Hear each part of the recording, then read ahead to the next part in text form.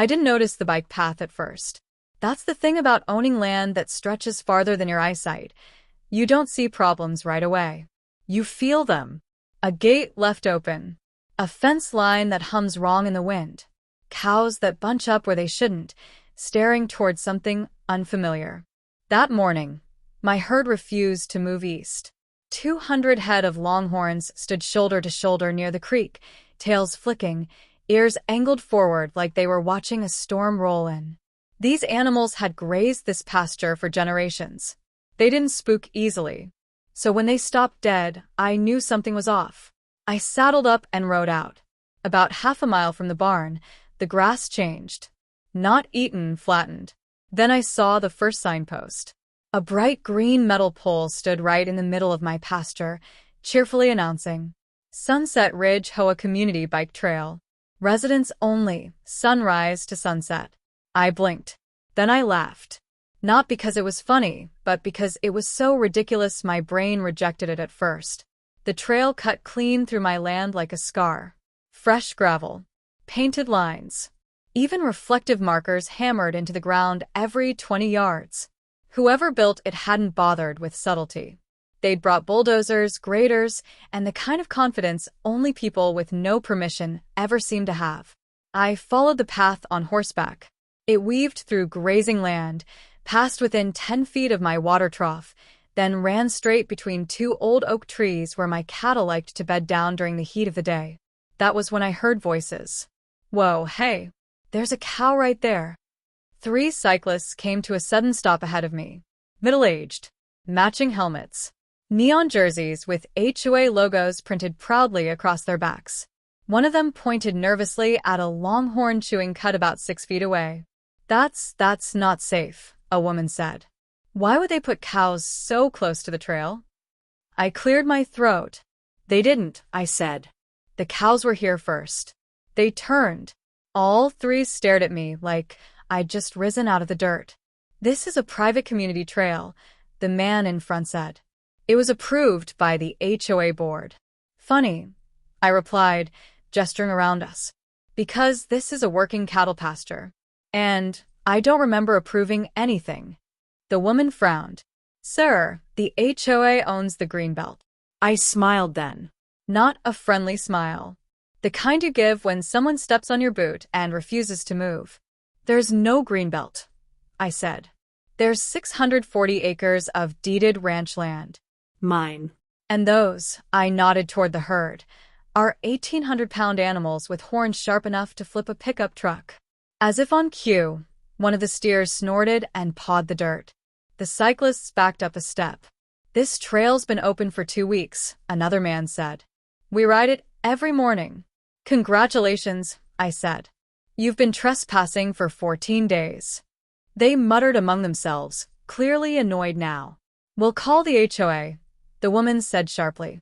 They'll straighten this out. I'm counting on it, I replied. They rode off, carefully skirting the cattle, leaving tire tracks pressed into my grass. By noon, I had company. A white SUV rolled up to my front gate, dust billowing behind it. Out stepped a woman in pressed slacks, oversized sunglasses, and an expression of permanent authority. Clipboard tucked under her arm. She didn't bother with introductions. You can't block community infrastructure, she said. This trail is for residents.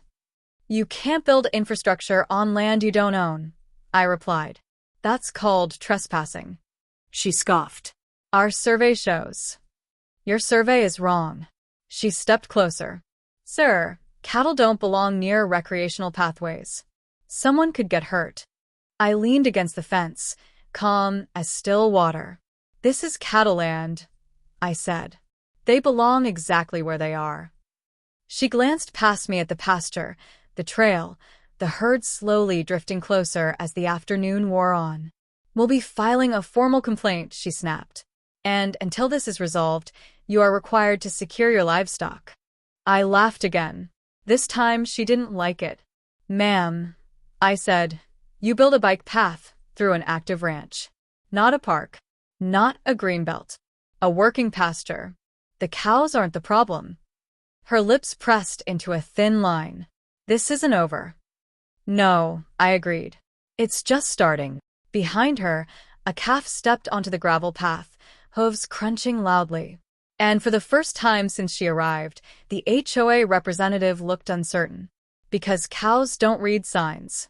And they definitely don't respect HOA rules. The first incident report came before sunrise. I was pouring coffee when my phone buzzed with a dozen notifications, emails, missed calls, and one voicemail marked urgent. The subject line on the first email read, HOA safety violation, immediate action required.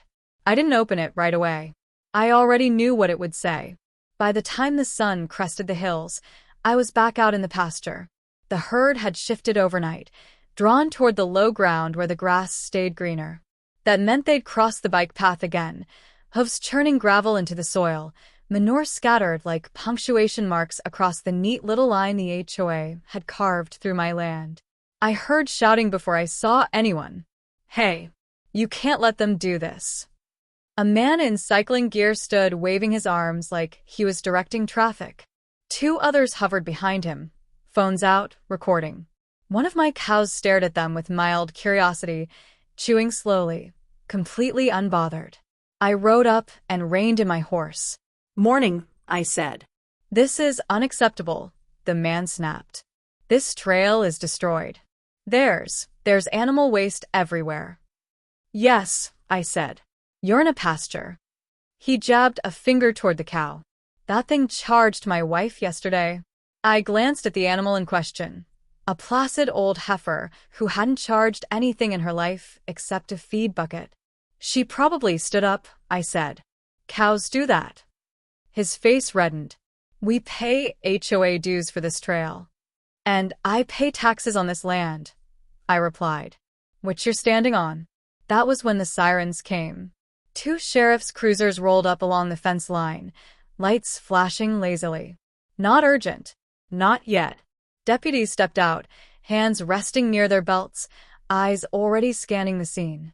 One of them recognized me and nodded. Morning, he said. We got a call about aggressive livestock.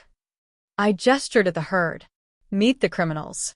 The HOA cyclists immediately launched into overlapping complaints, charging cows, unsafe conditions, destruction of property. One even held up his phone, zoomed in on a particularly fresh cow patty, like it was evidence from a crime scene. The deputy listened, then turned to me. Mind if I see your property lines? He asked. Not at all. I pulled the folded survey from my saddlebag, crisp despite its age. He studied it, then walked the fence, checking markers. The other deputy followed, radio murmuring quietly at his shoulder. After a few minutes, the first deputy came back. Well, he said, facing the cyclists, this trail is on his land. That's impossible, one of them protested. The HOA approved it. The deputy shrugged. Approval doesn't override ownership. So, what? You're just letting him endanger residents? The man demanded. The deputy looked at the cows, then at the gravel path, then back at the man. Sir, he said evenly, you're riding bicycles through a cattle pasture. That's the risk you're choosing. The HOA group erupted. This is outrageous. We're calling the board. This will be a lawsuit. I stayed quiet. There's power in letting people exhaust themselves. Before leaving, the deputy pulled me aside. Off the record, he said, you might want to expect more complaints. I am, I replied. By noon, the HOA escalated. A crew arrived, hard hats, clipboards, measuring wheels. They stood right where my cattle like to cross, discussing liability mitigation and temporary barriers. One of them actually suggested installing fencing along the trail. On my land.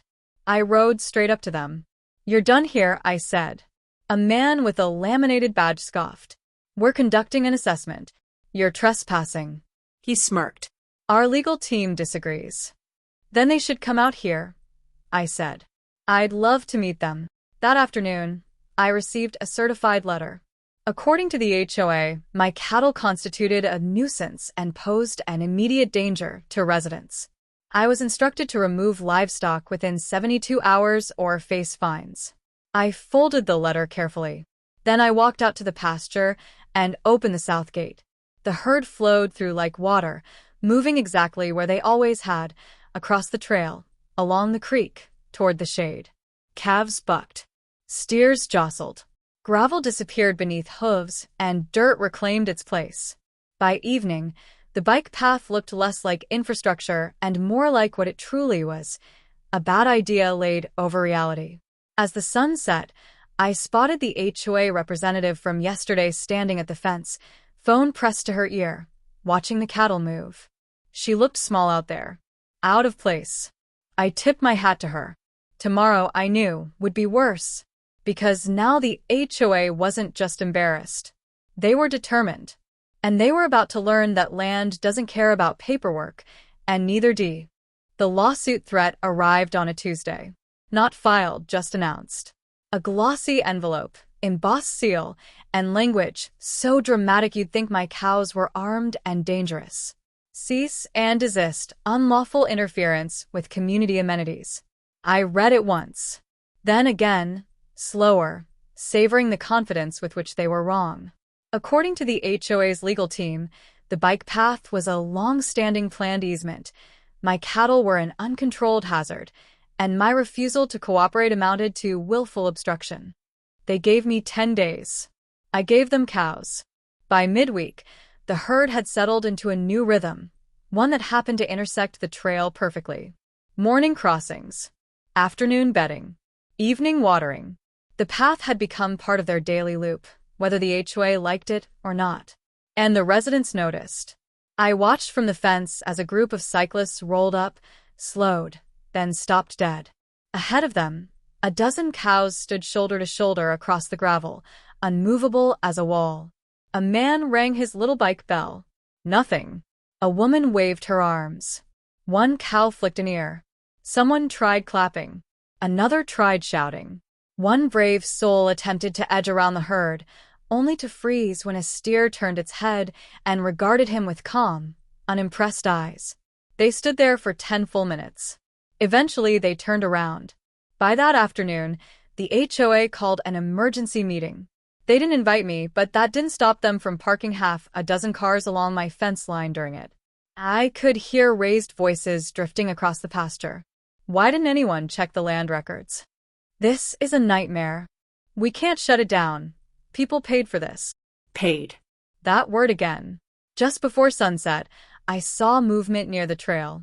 Not cyclists this time. Survey stakes. Red flags.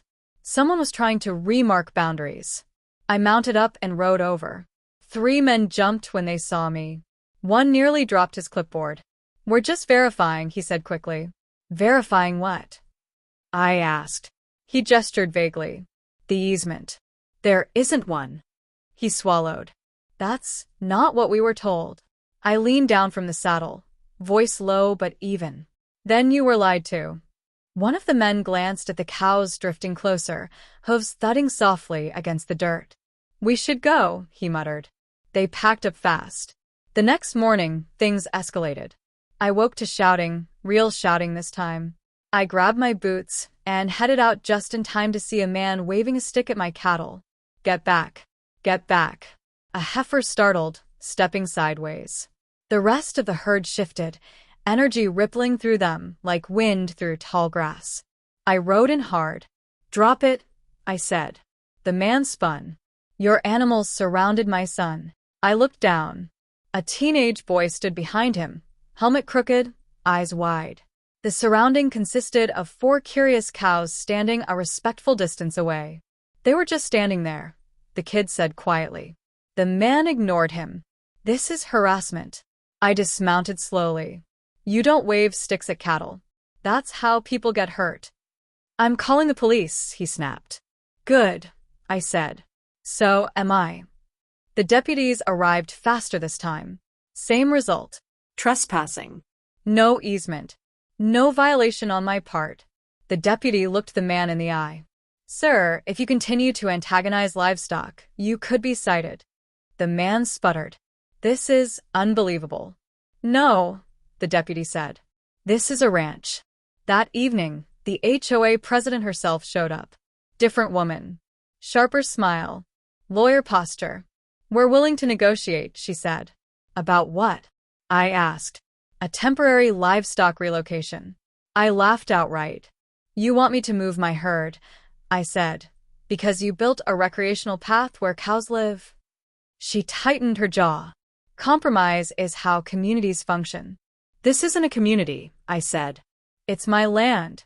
You just didn't bother to ask. She looked past me at the trail, cracked, dirty, alive with cattle movement.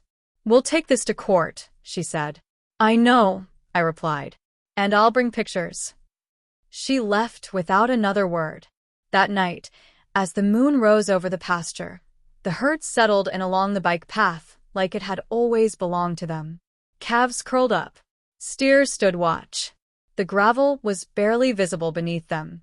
I leaned on the fence, listening to the low, steady sounds of animals at ease. The HOA thought this was about rules, about paperwork, about authority. They were wrong. This was about land. And land always wins. Court day didn't start in a courtroom. It started in my driveway, with 3 SUVs, 2 sedans, and 1 rental car idling like they were afraid to shut off. The HOA had arrived in force, lawyers in suits, board members in business casual, and a professional-looking woman carrying a rolled-up map tube like a weapon. I counted 9 of them. They counted cows. The lead attorney stepped forward, smiling too much. Mr. Carter, before we proceed, we'd like to conduct a site walk. You already did, I said. Several times. Without permission. This time, he said smoothly, we're documenting conditions. I gestured toward the open gate. Conditions haven't changed. They followed me out into the pasture, shoes sinking into dirt that hadn't seen concrete in its life. The bike path cut through the field, barely recognizable now. Gravel churned into mud, hoof prints overlapping like signatures. The woman with the map unfurled it dramatically. According to our development plan, she said, this corridor was designated for multi-use recreation. And according to the county, I replied, it was designated for grazing. Since 1948. The attorney cleared his throat. There appears to be a misunderstanding. On your end, I said. One of the board members gestured toward a cow lying squarely across the trail. This animal is blocking access. That animal is resting, I said. On my land. The cow flicked her tail, unbothered by the legal discussion happening 10 feet away. The attorney scribbled notes. Your refusal to cooperate has resulted in safety concerns. I stopped walking and turned to him. You mean your refusal to check land records resulted in embarrassment? Silence stretched. That afternoon, we finally stood before a judge. The HOA presented first. Charts. Photos. Statements from residents about fear, inconvenience, and emotional distress caused by cattle. One woman testified that she now felt unsafe exercising outdoors. The judge raised an eyebrow. You live next to a ranch? Yes, she said. And cattle concern you now? She hesitated. Well, they're closer. My turn came. I didn't bring a slideshow. I brought deeds. Original surveys. Tax records. Aerial photos showing the pasture long before the HOA existed. And then, because I knew it mattered, I brought video. Footage of bulldozers cutting the trail. Of cows calmly grazing. Of cyclists ringing bells at animals who didn't care. The judge leaned forward. Was permission ever granted? He asked. No, I said. Was compensation offered? No. Was an easement recorded? No. He nodded slowly. The HOA attorney stood again. Your Honor, while ownership is not disputed, the trail serves the public good. The public good, the judge interrupted, does not include trespassing. A murmur rippled through the courtroom. The HOA president stiffened. The judge continued. You constructed a recreational path through an active agricultural operation without legal right. That is ill-advised. He ruled quickly. Immediate injunction. Trail closed. Restoration required. The HOA would remove the path and return the land to its prior condition at their expense. Outside the courthouse, cameras waited. The HOA president avoided them. I didn't. This was never about stopping people from riding bikes, I said into a microphone. It was about respecting land and the people who work it. That evening, the machinery returned. This time not to build, but to undo. Excavators peeled up gravel. Trucks hauled it away. Workers reseeded earth under my supervision. The cows watched from a distance, curious but calm, as if observing someone finally cleaning up a mess. One worker shook his head. Never seen anything like this. Me neither, I said. But I've seen worse ideas. By the third day, the trail was gone. Grass would take time, but the land was healing. The herd moved freely again, no lines cutting their paths, no bells ringing at their heels. A week later, a letter arrived. Not from a lawyer.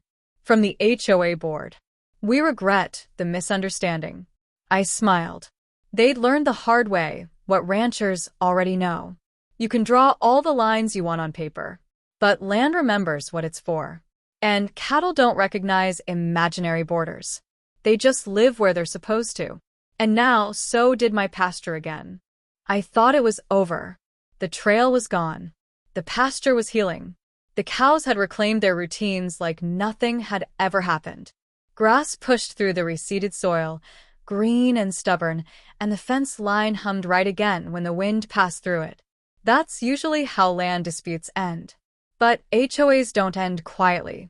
2 weeks after the court order, I found orange flags again. Not in the pasture, this time along the county road that bordered my north fence. Small, evenly spaced, unmistakably deliberate. I stood there for a long moment, coffee cooling in my hand. Then I called the county. The clerk sighed before I even finished my sentence.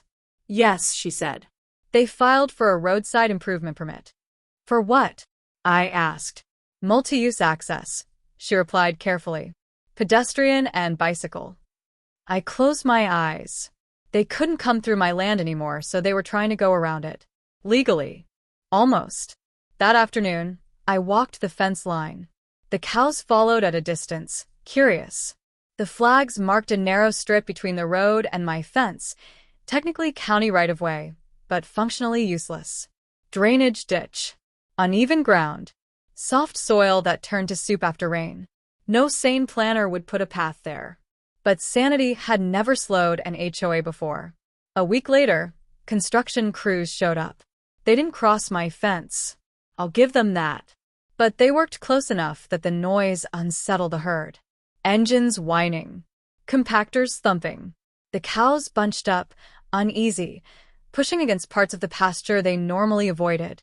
That was when the real problem started. Cattle don't like pressure. And when you squeeze their space, even indirectly, they respond. One morning, a steer tested the fence. Not aggressively. Just leaned. The post shifted. The wire groaned. I fixed it before anything happened, but I saw the pattern forming. The path wasn't on my land, but it was changing how my land worked. That night, I pulled out my maps. Old ranchers don't just memorize land. We study it. Water flow, grazing patterns, stress points. And what I saw made my jaw tighten. That roadside strip? It was a natural overflow channel during heavy rain. If they paved it, the next storm answered a question. Rain came hard and fast, the kind that turned sky into a sheet of metal. By morning, the county road was fine. The new path wasn't. Water had nowhere to go. It pooled, surged, then cut straight through the unfinished trail, dragging gravel and mud downhill, right toward the HOA entrance. By noon, their brand-new access route was a shallow trench. By evening, it was a mess. I didn't say a word. The next day, the HOA president showed up again. Different tone this time. We think there may be a drainage issue, she said.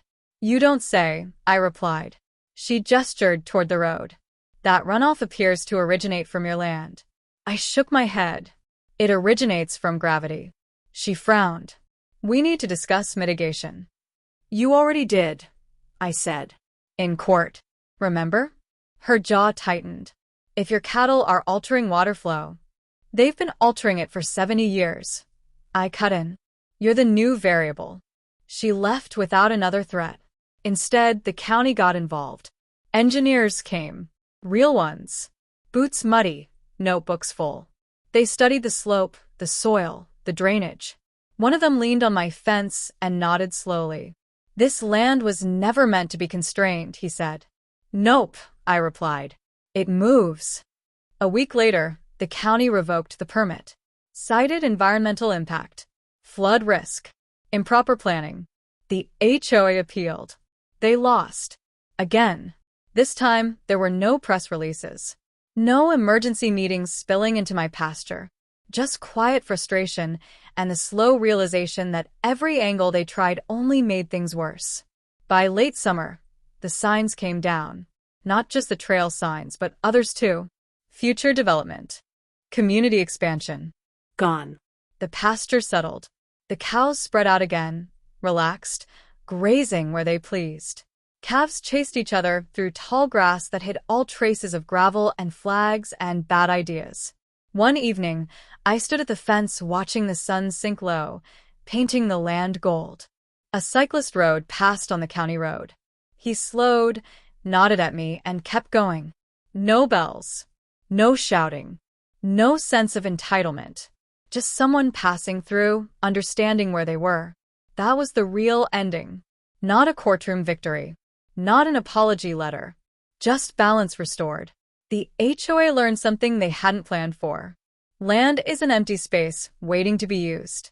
Sometimes, it's already doing exactly what it's meant to do. And the smartest thing you can do is leave it alone. Fall came quietly. That's how it does out here. No announcements, no meetings, no glossy flyers taped to mailboxes. Just cooler mornings, longer shadows, and cattle coats thickening like they know something the rest of us don't.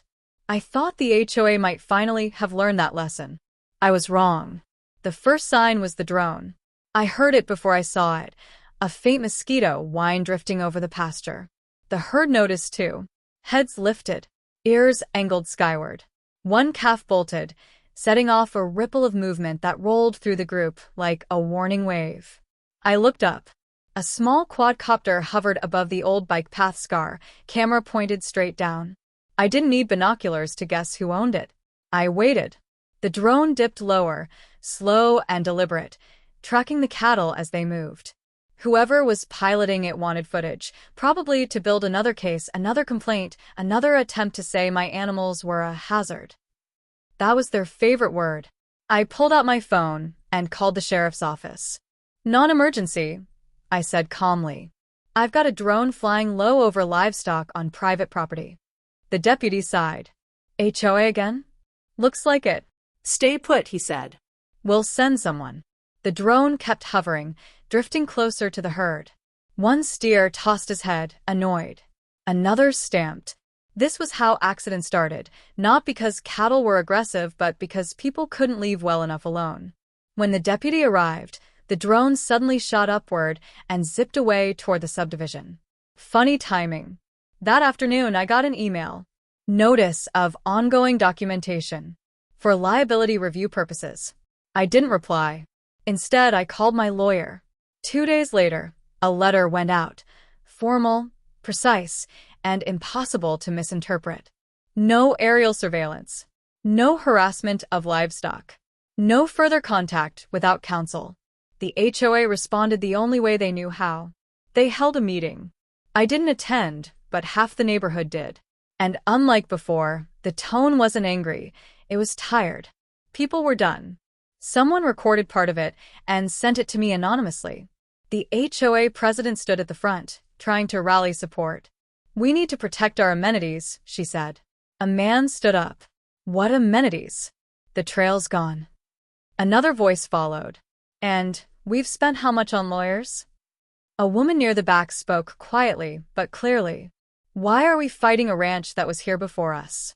That question hung in the air. By the next week, the HOA website changed. No more talk of trails. No future recreation corridor. Just landscaping updates and pool hours. The drone didn't come back. Winter settled in early that year. Frost edged the pasture in the mornings, silvering the grass. The herd moved slower, calmer. Everything felt settled. Then one afternoon there was a knock at my door. Not an official visit this time. Just a man in a jacket, no clipboard, no sunglasses. "Hi," he said. I live over by the east entrance. I nodded. What can I do for you? He shifted awkwardly. I wanted to apologize. For all of it. I didn't say anything. Just waited. My kids ride bikes, he continued. I thought the trail was a great idea. Never stopped to think about what this land actually is. He glanced past me toward the pasture, where cows grazed peacefully. They like watching them, he added. The cows. I smiled just a little. They're good neighbors. He nodded. Anyway, some of us are pushing for changes. New board. Less confrontation. Good, I said. And I meant it. Spring came after that, gentle and green. Calves were born strong. Grass grew thick. The pasture looked like it always had, no scars, no signs, no lines that didn't belong. One morning, I rode the fence line and found something unexpected. A new sign. Not from the HOA. From the county. Agricultural land. Active grazing. Please respect livestock and fencing. Simple. Clear. Honest. I left it right where it was. Sometimes, the last chapter isn't about winning. It's about being understood. The HOA learned, slowly, expensively, that land isn't a blank page. It carries history, purpose, Weight. and if you ignore that, it will remind you. Every Tim. Life didn't snap back to normal. It eased. That's the difference people who move out here eventually learn. Nothing resets. It settles layer by layer until the land decides things are right again. By the time summer returned, the pasture had fully erased the HOA's mistake. Grass stood tall where gravel once cut through. The creek banks held firm.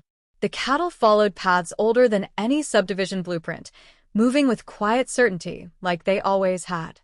The only thing that remained was memory, and even that was fading. The HOA board changed in early June. Quiet election. No flyers. No speeches. Just a notice posted online and a list of new names. The old president's name was gone. So were most of the rules that had caused the mess in the first place. One afternoon, I noticed something else had disappeared, the complaints. No more emails. No calls to the sheriff. No concerned residents filming my cattle like they were evidence in a trial. Instead, something unexpected happened. People started stopping by the fence. Not trespassing.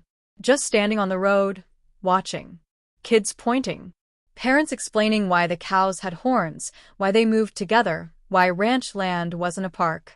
I didn't mind. One Saturday, I was fixing a post when a family approached, kept their distance, waited until I noticed them. Is it okay if they watch? The mother asked, nodding toward her kids. As long as they stay off the fence, I said. The kids sat in the grass, wide-eyed, as a group of calves trotted past like they owned the world. They're bigger than I thought, one whispered. They grow into it, I said. Word spread. The county installed a pull-off down the road with a single bench and a small sign explaining active grazing land. No trail. No access. Just a place to stop and look without interfering. It worked. Respect usually does. Late that summer, I received one last letter from the HOA. Not legal. Not threatening. An invitation. They were hosting a community listening session and wanted to discuss how to coexist respectfully with surrounding agricultural operations. I didn't go, but I appreciated that they asked. The truth is, I didn't need their understanding anymore. The land had already done the explaining for me. On a quiet evening near the end of August, I rode out to the far fence line where the trail had first appeared. The sun hung low, painting the pasture amber. Cows grazed in loose clusters, content unbothered. I stopped there and listened. No engines. No bells. No voices arguing about rights they didn't have. Just wind. Grass. The steady sound of animals doing what they were meant to do. I thought about how close it had all come to going differently. How easily land like this gets carved up by people who see space instead of purpose. How quickly confidence can replace common sense when money and meetings get involved. And how rarely anyone stops to ask one simple question first. What is this land already doing? That question would have saved them millions. Saved stress. Saved time. Saved pride. But lessons like that are rarely learned gently. As I turned back toward the house, I passed the county sign again. Active grazing, standing quiet and firm. I smiled. Not because I'd won, but because nothing else needed to be proven. The pasture didn't change for the HOA. The cattle didn't adapt to convenience. The land didn't compromise. It simply waited. And in the end, everyone else had to adjust. That's how it always goes out here. You don't tame land. You listen to it. And if you forget that, it'll remind you